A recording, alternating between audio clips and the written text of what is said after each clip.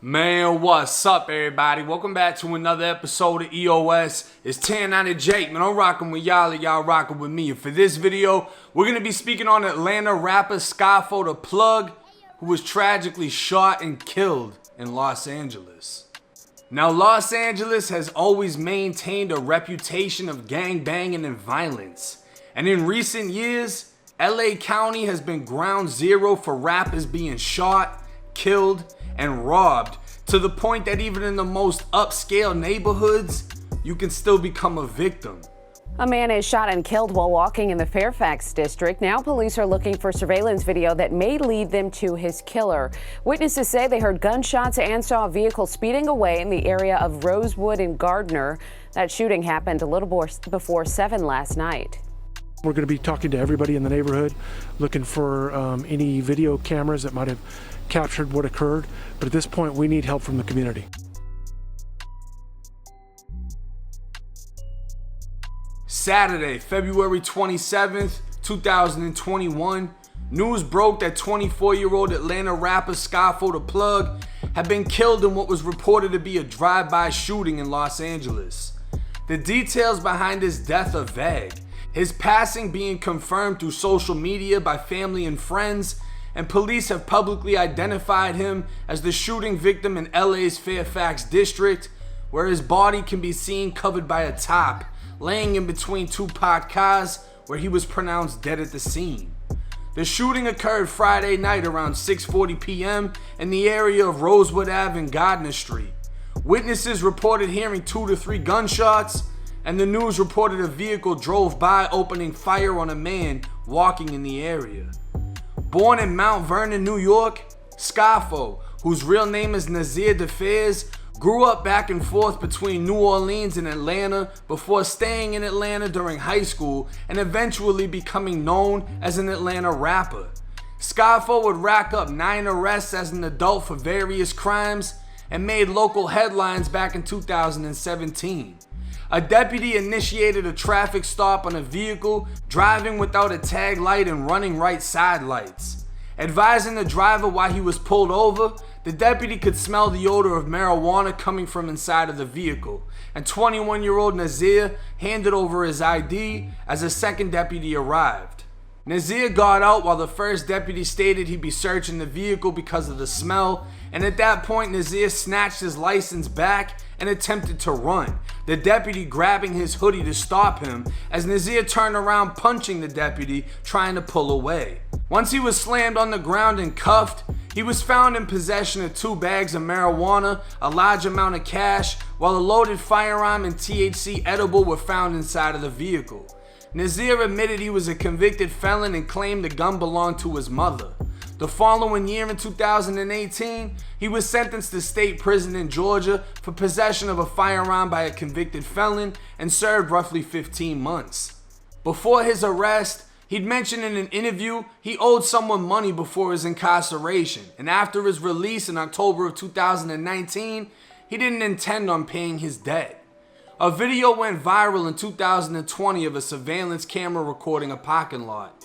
Apparently, Scarfo was inside of a recording studio in LA when he came outside and was met by the same group of people he owed money to back in 2019. He was robbed on camera for his black market chain, and another video would hit the internet of the alleged robbers having his jewelry diamond tested, where it turned out to be fake. Yeah, it's not either. Try that one on. Try the black part. Nothing. No, there's Nothing. No. Scarfo would speak on the incident after the fact and explained it as if they were even. He felt he got over on them and they got get back on him. But what's chilling about what he said in the interview is he admitted he was caught lacking and it would never happen again. While LA police have yet to release details surrounding his death, a family member has said his shooting was the result of a robbery. Allegedly, Scarfo was buying a watch, and whether he believed it was fake or not, he just wanted to verify its authenticity. He attempted to diamond test the watch and was shot in the process, later being pushed out of a vehicle before the vehicle sped off, and allegedly, he was partially run over as the vehicle drove away. Now this case is so fresh, there's not many details to go by, but from hearing what the family member said, he was inside of a vehicle, they shot him, they pushed him out, ran him over and kept driving. I can see how that story can coincide with there was a drive-by. Because if someone hears shooting and sees a car just skirt off and a body's left on the ground, that's what they're gonna assume took place. So it isn't far-fetched to hear that this may possibly have been a robbery. But if that's the case, I feel like he must have known who he was doing business with, who he was inside of the car with. And if this is true, I'm pretty sure they're gonna be able to figure out who did this, because most likely he spoke on the phone, texting, Instagram, whatever it is, to link up with that person. They're gonna have his cell phone records. His records is gonna match another person's records. I'm thinking they're gonna figure this out. If this was just a random drive-by shooting, it'll be a little bit more complex. What's chilling about the whole case, like I said though, is he literally did an interview saying he isn't gonna slip up again. He isn't gonna get caught lacking. And unfortunately, he died in the same city he was robbed in.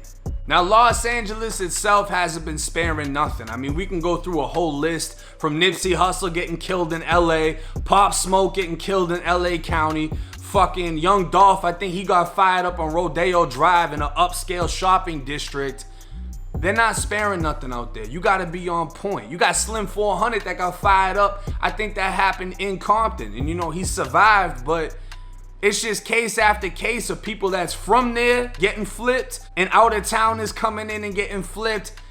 It's not a safe zone. You know what I'm saying? It's known for money. It's known for the superstars, but that doesn't mean you can't get touched.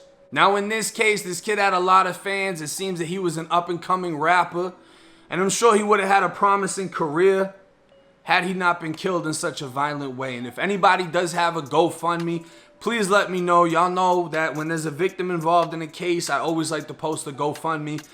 And it isn't, just to clear this up, because a lot of people are like, why would I want to donate to someone living that lifestyle?